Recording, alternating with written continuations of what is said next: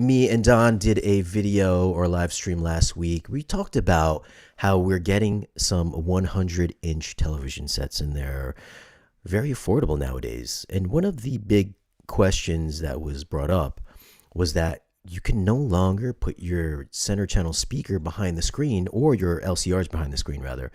What would you do in that situation now that big screens are so much more affordable? They're like $2,000.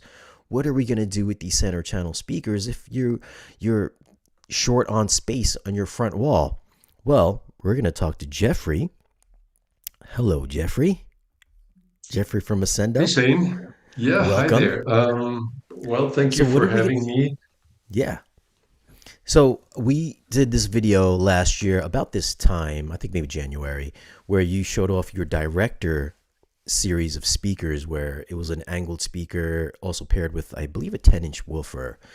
So it would direct the sound towards the audience, hence the name the director. And we're going to share that screen right here, which is this Right. little guy here. Well, it's not little; it's actually pretty big. How does this work, or how would this work with these new affordable 100-inch television sets? How does this help create a center channel image to make it feel like it's coming from your screen? Well, it would work as you see as an in-ceiling speaker, and ideally the 10-inch midwoofer can or should be installed above the screen directly, but also it could be installed right behind what we see here as a waveguide. Not sure if the director is really the perfect fit for, let's say, an affordable 100 or 100-inch plus screen, because the director is not a cheap loudspeaker. It needs a two-channel DSP amplifier with quite a lot of power. I mean, we're talking more than 100 volts RMS output voltage. And so, therefore, we came up with more affordable versions. But in case somebody has the budget for that, this speaker is designed to have a very, very directed horizontal and vertical dispersion. And it's actually an asymmetrical dispersion. So that, as you can see, the waveguide is very asymmetrical. It has a wider dispersion in the front because it's closer to the front, so you need a wider dispersion to the front row and a narrower dispersion in the back, so that the energy distributed by the waveguide and by the speaker remains always the same at the front and at the back speaker, at the back row location. So, having said that, regarding the energy distribution, it's also designed for not too high rooms. So, for rooms up to about 10 feet, minimum about 8.5 foot, which is the typical or normal room size or height. And then we have um, different listening distances that are accepted by the very defined angle of the waveguide. Um, Going back basically to the other solutions we're offering two smaller versions of a speaker perfectly for LED screens or also large screens, as you mentioned. One is the 6.5-inch narrow we're having in our program, and also the other one is a new 10-inch narrow, which has a 12-inch angle, so it's a little wedged, which should be installed ideally above the screen and below the screen. So the angle hits right in the middle between the first and the second row, and you have a perfect distribution and angle and coverage of all the seat rows. So would that be the six passive, that thin one, the narrow one? Hang on here. He had a question regarding how the processor is calibrating that. The processor cannot calibrate that.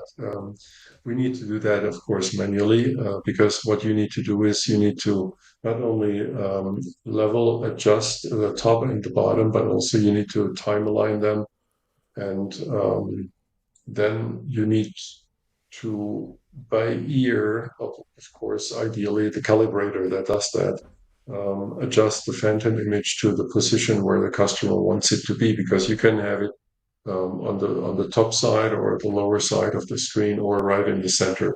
as you want it. So basically, it's done by time alignment and also level matching the two speakers. So back to the alternative option to the director. So we were talking Well, about the the six. director also is done the same way. I mean, we have the director on top, and ideally we have a balancing speaker below the screen, but that can be a different speaker, and we do the same process actually. So for the director, you would need then with three directors, you would need six amplifier channels plus three below, so that would be nine amplifier channels. And with the six narrow or the 10 we're doing now as a coaxial, that would be then six amplifier channels out of the. So you made these thin so they can like lie underneath horizontally under your television set, And I would above assume. it, you can angle them slightly. And they're very shallow also. They're less than 4 inches, I think 3.5 inches deep. So they're including the mounting brackets, usually the same depth as the TV. Are those articulating brackets or are they flush mount brackets? Those in this case are flush mount brackets, but we will come out with a special LED wall version that has then also wall mount brackets where you can angle the speaker slightly. Here's a question for you. So do you use stereo imaging phase aligned with each top and bottom for the director? No, not stereo imaging. No, no, no. We're using three speakers. So basically, you have the left, a dedicated center, and the right speaker, but two of those. So what we're doing is, yeah, we're using how stereo works, but on a vertical basis, basically. So we're using a phantom image vertically for all three speakers. So you shift your phantom image vertically down to the center of the screen. So back to these passive and narrow speakers here, the 6 and the 10.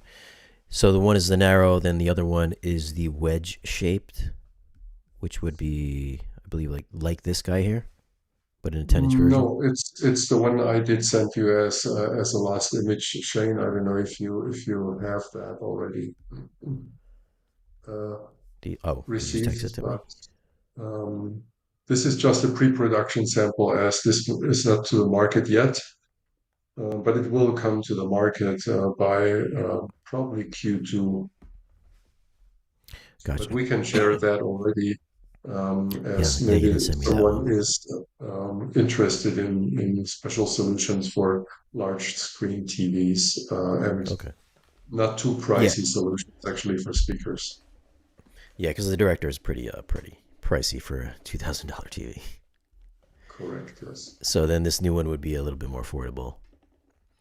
Oh, absolutely. Um, It's the same price or pretty much a similar price to the 10-inch we're having already today. We already have two versions of the 10 that will be then a third version of the 10 coaxial. So we have a on-wall, which also could be used, of course, by the way. We have a wedge version, and then this will be another narrow wedged version with 12-degree angle. Let me share that screen here. So No, there is no guide. It's really only the listening part. You know, when you do the calibration with the DSP, you need to literally. But I mean, we train, of course, our dealers, so the dealers know how to do that. Or also, we work with calibrators like Adam Peltz that come in and do the calibration for you. So this is really not very difficult, to be honest. But we can also, of course, teach the customer if they want to do it themselves. Let's say with a mini DSP or something like that. It's really not very difficult and tricky. I mean, I heard it in Germany when I was there, and it's pretty convincing. Or, Yeah, yeah. for sure. And that was a humongous room. I would assume it's probably easier to dial in a smaller space because that's It like a is warehouse. because the sound sources are much closer together in a smaller room. In this big room, I Yeah. mean, this room was 5 meters high, so almost 15 feet high, and so the speakers were 15 feet apart, which is by all means not ideal, but we managed. Now with the speakers. just installed right above and below the screen. This is much easier. So the angles are narrower and our brain is not really too confused. You can also actually get away with just three speakers on top or below. If there is no occlusion, let's say for a second row, you can install them even below. And since the angle is so shallow, you wouldn't really, if you close your eyes, perceive the sound coming from below or above, because our ears are not capable of distinguishing horizontal sounds. Uh, I would say in the range of about 30 degrees. That has been proven scientifically. So if the angle is shallower than 30 degrees, all should be fine, actually. All right, thanks for the question, MW. So, as you guys know, I have since moved on from my old home theater into a new place. So, a little news, I did recently move into a new house this week. So, it's been a long time coming. If you guys haven't noticed, I haven't been reviewing anything for probably like the past 2.5, 3 months now. It's because I've been shopping for a new house. So, I finally got a new place that's got plenty of room for a dedicated home theater. So, it's going to be probably about double the size of my old space. And since last year, I have been running the Ascendo speakers, the 6 passives and the 10 passives, and also a pair of their 12s. But now that I've got a bigger space, I have also noticed that Jeffrey has released newer speakers. I went on there, he hit me up and he told me that there's new 6s. These look different, Jeffrey, from what I've got in there right now. What are these? Why do they look different? And are they different from the older versions that I have? Well, since I love what I do, I always try to find ways to improve the speakers, marginal or more than marginal. And those have already some improvements I find quite significant. Um, one of which is they're yet more linear. They are yet a little bit more efficient. And as you can see, they also have a different port. So this is a new tool port that improves um, some of the effects radiated by the port to be more beneficial and not interacting with the direct radiating cone as much as they did in the previous version. And also, to differ them a little bit more, we made changes to the design, and all our speakers now, as you can see in the website, have these stripes. Um, they have the same dimensions as the previous ones, so they have also 3.5 inch depth. They're the same width and the same height, so they're perfectly interchangeable. And other than that, that's pretty much the same as the previous speakers. Also the price, of course, didn't change. So So okay, so you kept the same price. So for those folks that have the older version, are they still the older versions, or are they just like another option, or are these replacing the ones that I've the got? older versions were replaced by these models.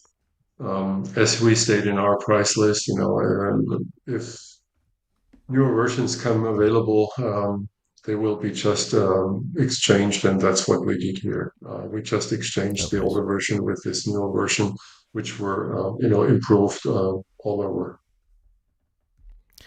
okay. So those are the new 6 passives. What? Hang on, there was this question about the LCRs with six or three speakers. Still, let me answer that real quick. Okay, For the Phantom, you need six pieces. If you don't want the Phantom, which is quite okay, then you use just three of those. Just see that the angle is less than 30 degrees to your most front listening position.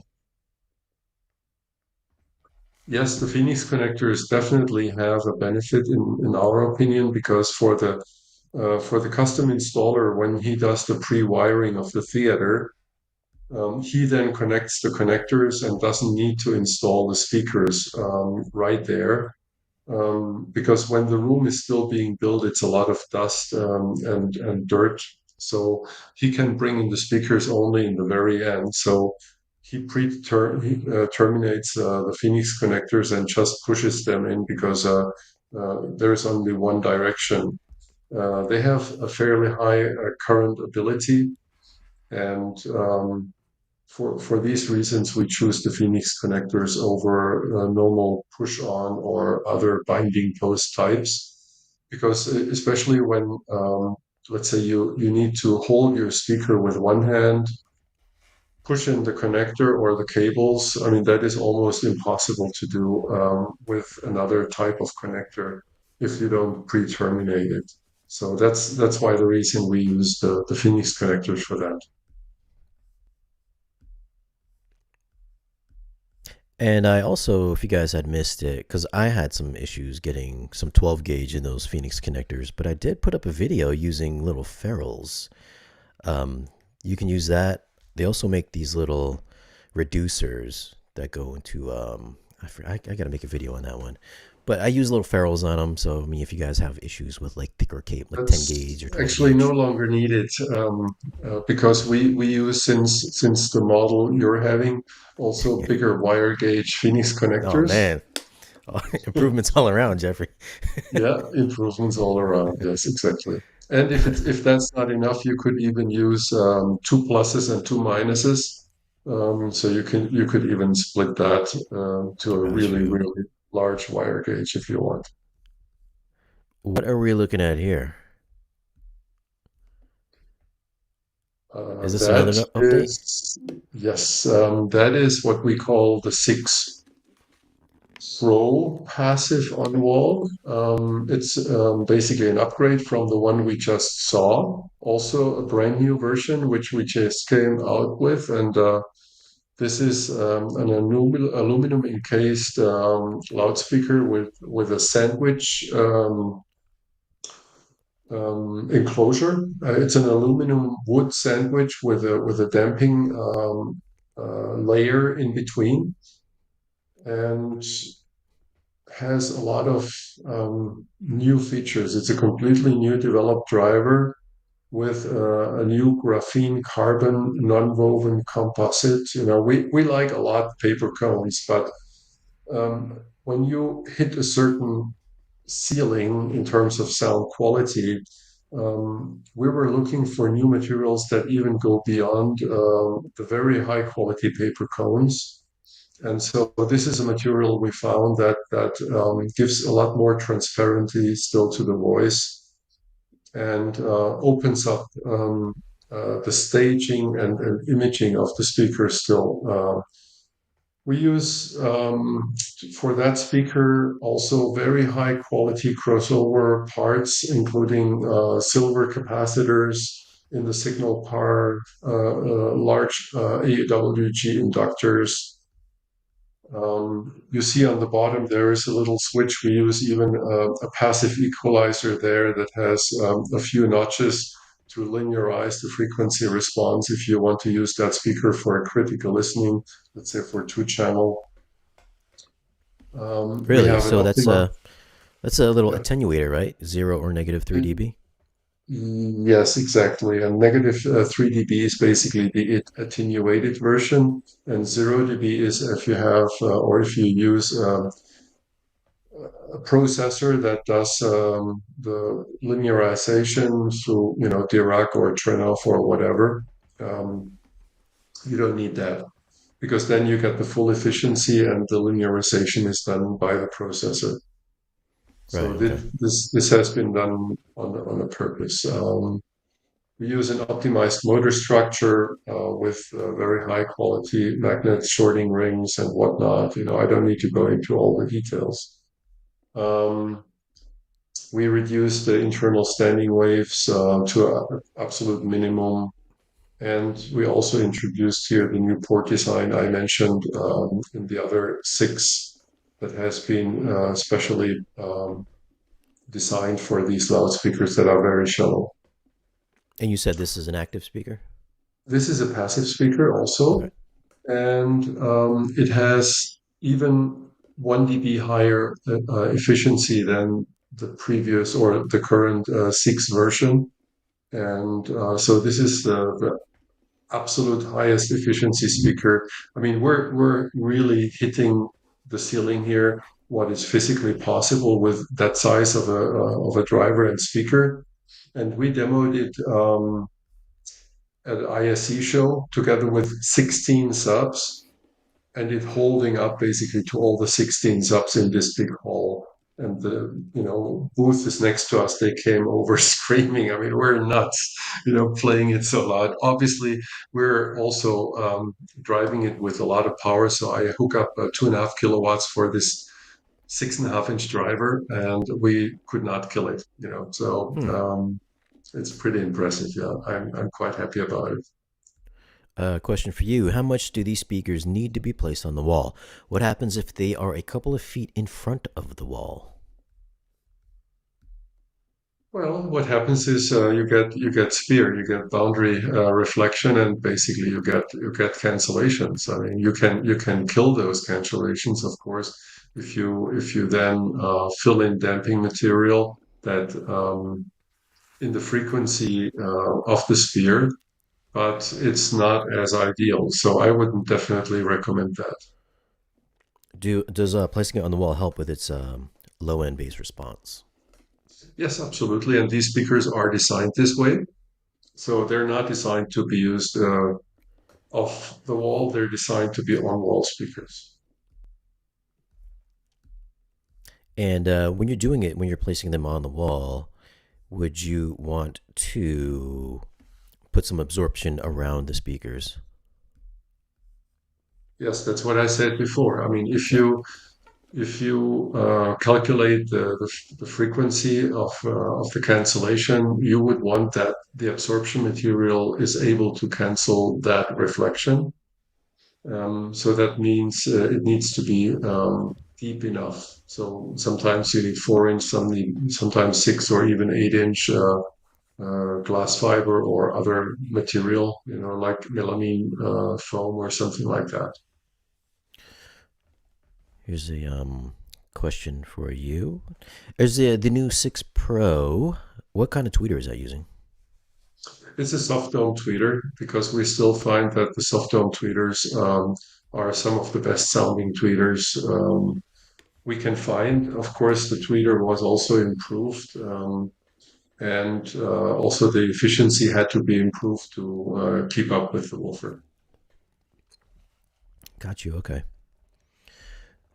The 6 Pro. Does the 6 Pro sound more like the 12BE if you want the 6 Pro for rear and Atmos?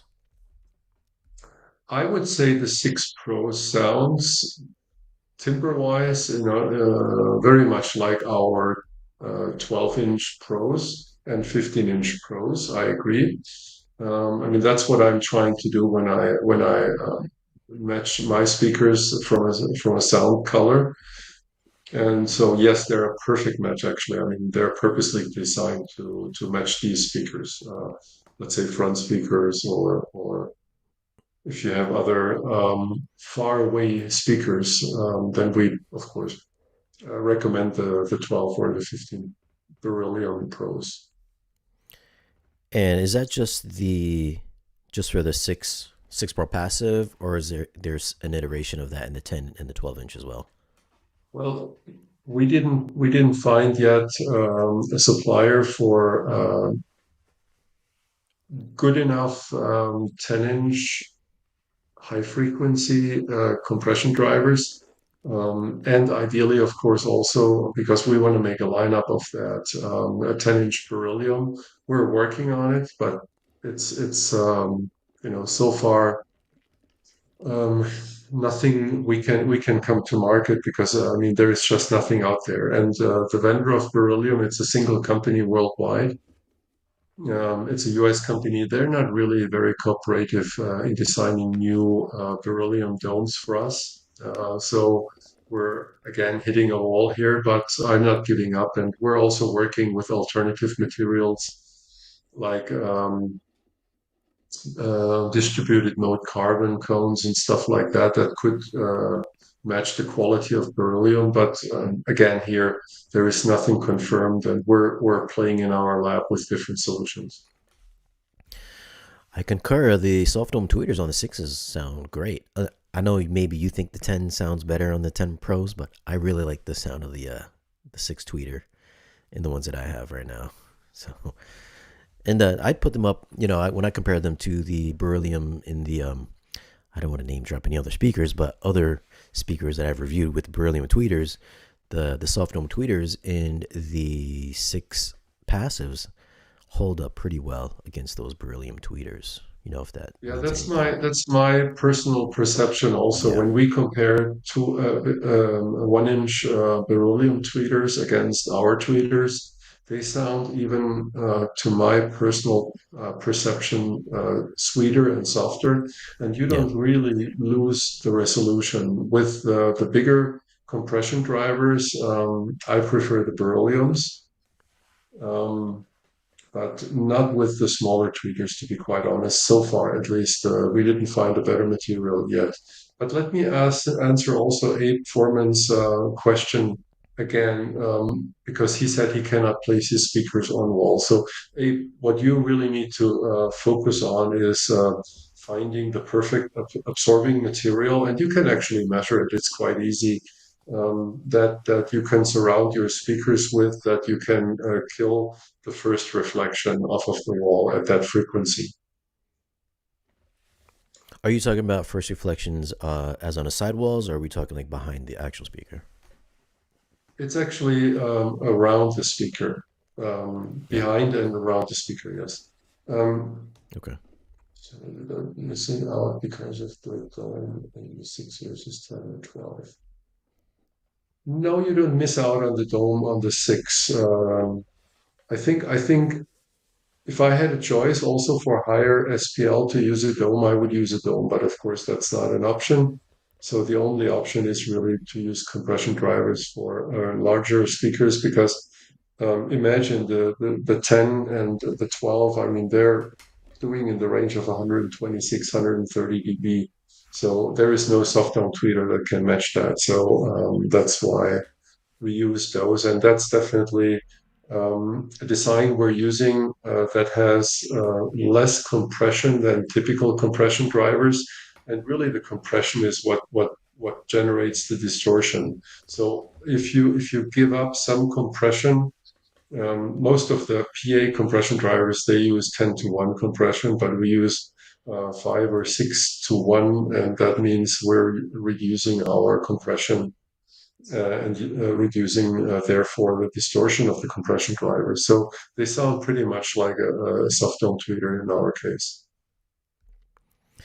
I remember hanging out with you in Germany, and we were talking about how Dirac had come out with their new art room correction and how it would use the bass from each speaker to kind of fill in nulls and equalize the bass throughout the room. And if you could invent something that you could tack on to like the six or the 10 or like the six or the five to augment their bass to make it more of a full range speaker, and then you popped up with this little guy here. Tell us Yeah. about this thing.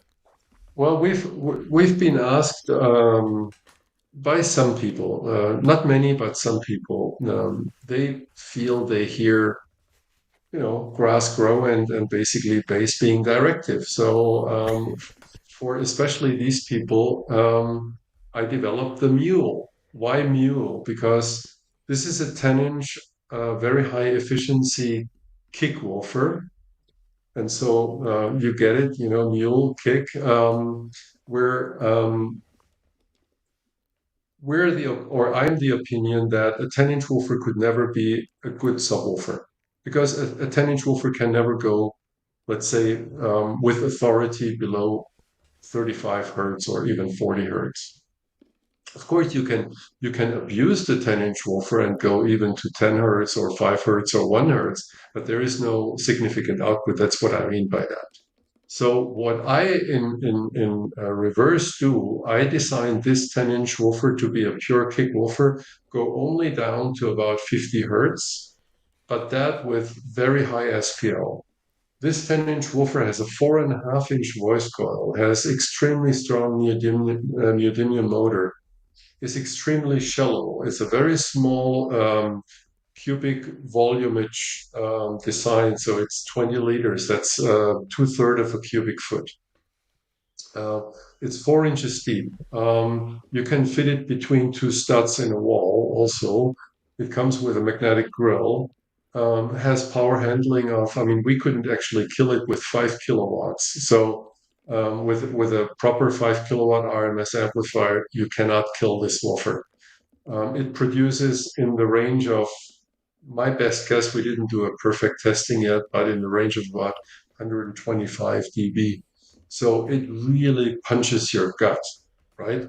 And so you can use that as a surround woofer, as even a front woofer paired with, let's say, an infrasonic subwoofer. So there is many use cases for this little piece of art, and I think there is a lot of people that might really like that a lot. You know. Hey, I've been saying that for a while now. Nobody ever believed me. How Well, does that how does that connect up to like the six and the five? Is it just a the little idea jumper was cable? that this mule will be offered in two different versions. One is a active version without a passive crossover. The other one is a passive crossover version that is then perfectly matched for the six.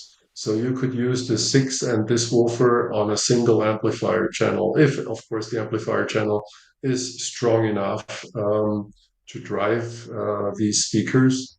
And you have then a perfect high efficiency system that goes down to 50 hertz. Oh, okay. So that crossover is specific for the six passive. Sorry again, please. I was So just paying attention to some of the questions. so was the crossover in that kick woofer specific for the six? If you're going to drive it Well, from no, one channel. for all surround speakers actually, because what it will do is will basically be limited by the bass reflex tuning to 50 hertz, and in the upper region by a passive crossover crossing over at around 150 hertz, so rolling in into the surround speaker perfectly. Okay, got you, got you. I thought it was going to take up another channel on the turn off, Or like that, but or like that. then it's an active version exactly. Okay, all So let me right. see. Biggest things. Okay. Well, yeah. William, that's the saying, right? Um,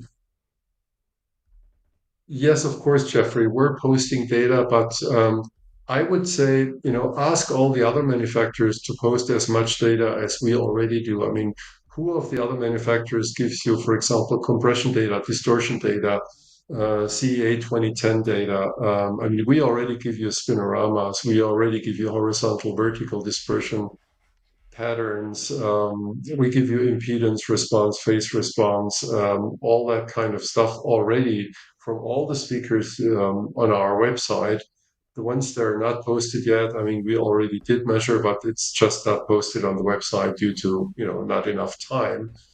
But I would, if I would be you, just ask the other manufacturers to do the same. That you have really comparable data for your theater designs, because that's if you read RP22, that is the most important thing for you to have.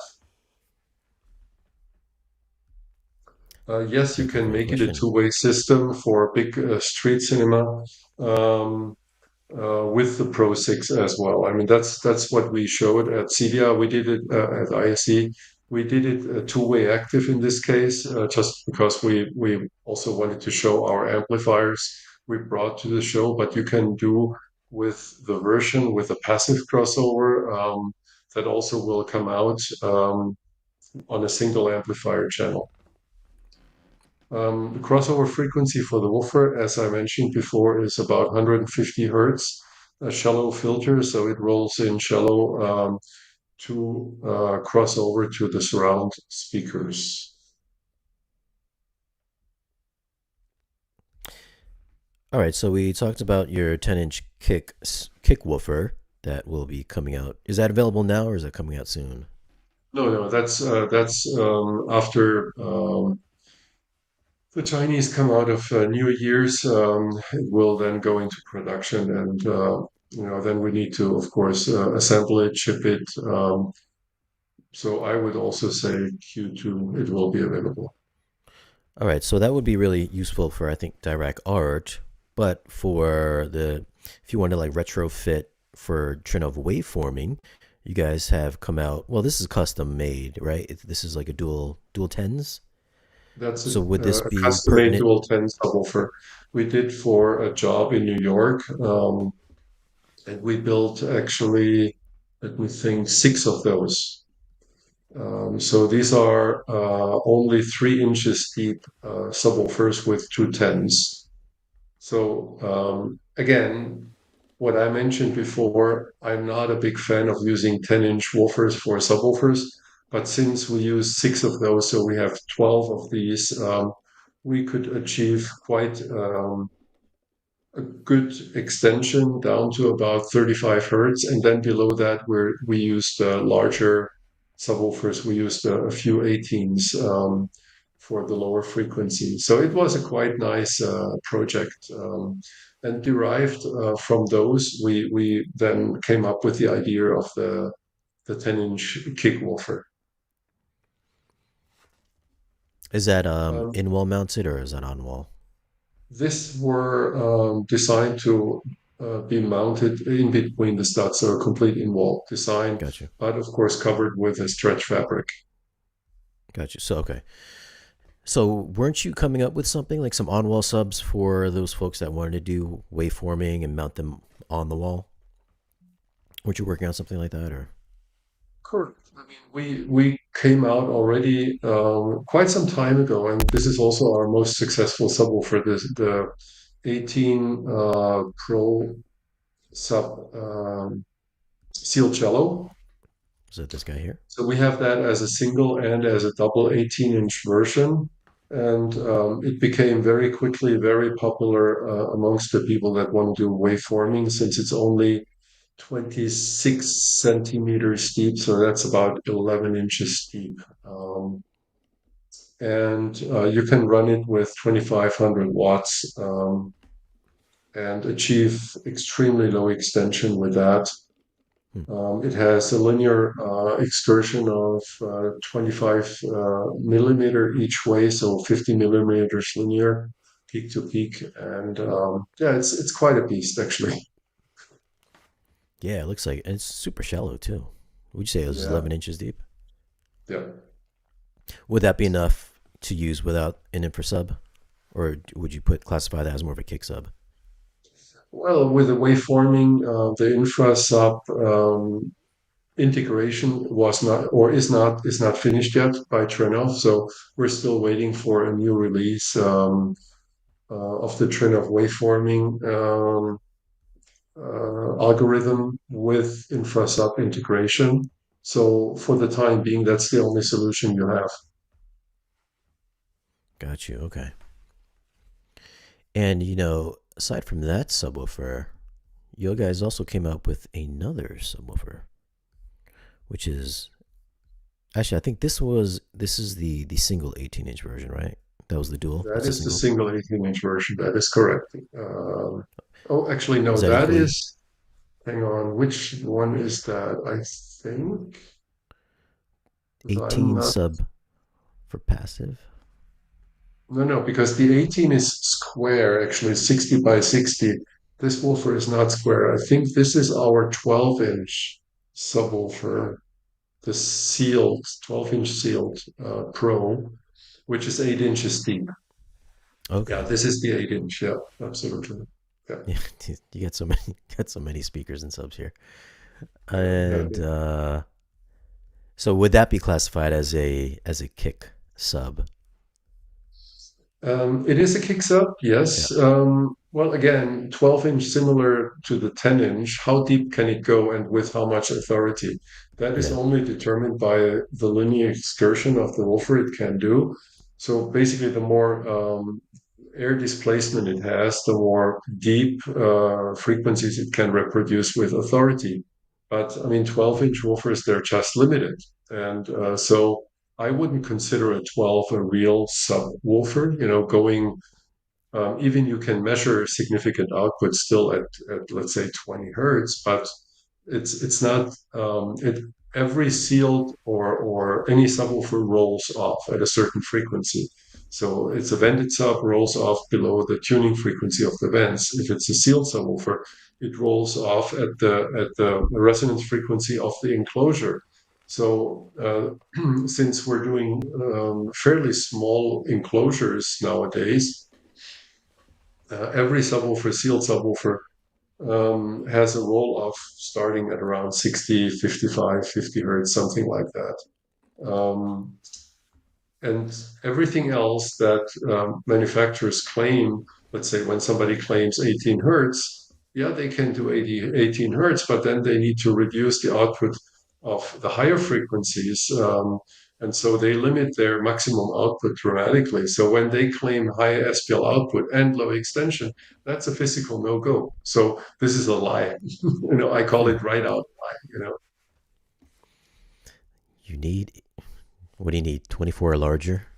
Is that what you're gonna Well, you classify need, as a true depending sub? on your room, if you Yeah. if you want to pressurize a large room, you need an 80-inch. That's why we built it. If you want to pressurize a medium-sized room, you need a 32. If you want to pressurize a small room, maybe 418 is enough. So it really depends. What's your maximum goal of SPL? What's your maximum extension of low frequency? And from there, you can make your math how much air you need to move and how much cone area and excursion you need. And of course, also the amplifier power. I mean, we're driving most of our subwoofers with 2.5, 5, some even with 10 kilowatts. So it all goes hand in hand with not, you cannot get one without the other. And speaking of room size, where would you put this subwoofer? What size room would this? Is this your new 16-inch? Well, on the left side, that's exactly, and it's good picture because it shows it's the same height as our 12-inch vented subwoofer. It's actually even the same depth. It's just literally about 3.5 inches wider. And as you can see, the cone size, it's a 16-inch. But when we talk about the 16-inch, I designed a very special surround. I don't know if you have a different picture. The 16 has a high roll, narrow surround. That means I can make the cone larger and the surround higher to get still achieve a very high linear excursion. So this woofer also has a 22 millimeter linear excursion each way, so 44 millimeters, so 1.5 inches, and it's driven by a kilowatt of amplifier power. It's a very low Q design for optimal tuning in the kick response, but also has a very, very nice low frequency extension. So it's a perfect balance. You can design a woofer to have either a lot of low frequency, or you can have basically a kick, and you can also do a balanced design. So I like basically the kick and the extension and the low frequencies. And it has a linear power supply, so that means it's a big toroid inside. So it's not power limited by the switch mode power supply, because when a lot of manufacturers claim dynamic power, this is all, in my opinion, bull, because there is no switch mode power supply that can um, give you enough current ability for the long term. 10 hertz, 15 hertz, 20 hertz is a very low frequency. So if you calculate 10 hertz, that's 100 milliseconds. Most switch mode power supplies or digital amplifiers are designed to give you only 20 milliseconds, maximum 40 milliseconds of maximum output power. Below that or above that time, they sag, they reduce their power because they cannot deliver constant power. But when you talk ultra low frequencies, especially when you want to boost these low frequencies also, you need a power supply that can give you a sustainable current in these ultra low frequencies because the speakers go in pure resistive mode at these low frequencies. So that's why we decided to use a linear power supply for this subwoofer to give you over a very long time sustained output power even at the lowest frequencies. Then, With this, um, what yeah, is sorry. this more of a is this more of an affordable subwoofer as opposed to like the 18 and the 12 that we just looked at? Correct, correct. Okay. So this subwoofer is specifically designed to be above our 12-inch Vantage. It's not a little bit more expensive, it's quite a lot more expensive, but it also gives um, a lot more power to you guys. It's a triple ring magnet, it's a huge, monstrous magnet. Um, it's a big power supply, a big amplifier. So we pack in really a punch in this small uh, subwoofer. It's also a lot more compact than other subwoofers, um, and the compactness of this subwoofer plus the big cone area of almost a 17-inch driver moves a lot of air, and I can really say we tested it against a lot of competitors in the market, and it is really at the same or better performance than others, but it gives you much more clarity, much more detail, much more refined bass, more transparency, right? And so I think you will really like this subwoofer a lot for the price point. I mean, we're competing on the same level as the other manufacturers that are offering, 16-inch subwoofers. Right. And with the same feature set as the 12, I'm assuming XLRs and balance inputs and outputs. There's no DSP in this one, right? This is There going to is be no reliant. DSP in it, Okay. no, because again, when you have a DSP inside, normally what the DSP does, it kind of corrects too much. I mean, I'm a DSP fan, don't get me wrong. In all our high-end home theater amplifiers, we use a DSP. But for a budget subwoofer, a DSP doesn't really make much sense because the bass management is done by the processor. And the processor usually does a pretty good job in doing the bass management, meaning fourth order liquids, Riley filters, equalization, whatnot. And therefore we refrain from putting a DSP into this woofer, just also for being able to hit a really good price point with an extremely good performance. So people expect good performance from us, and so that's what we give. Yes, and it weighs 50 kilos, 100 pounds. Can we talk about this guy right there?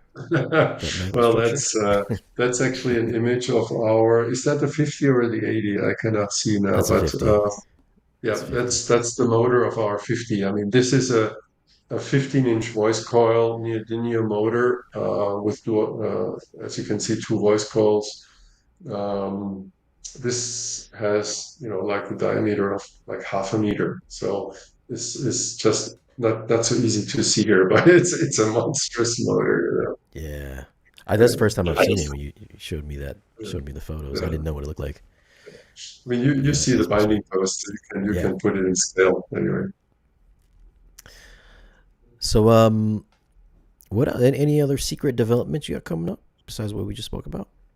Um, well, I think these are the most interesting ones Yep. that will be out in the market. In the next coming quarters. The second, third quarter,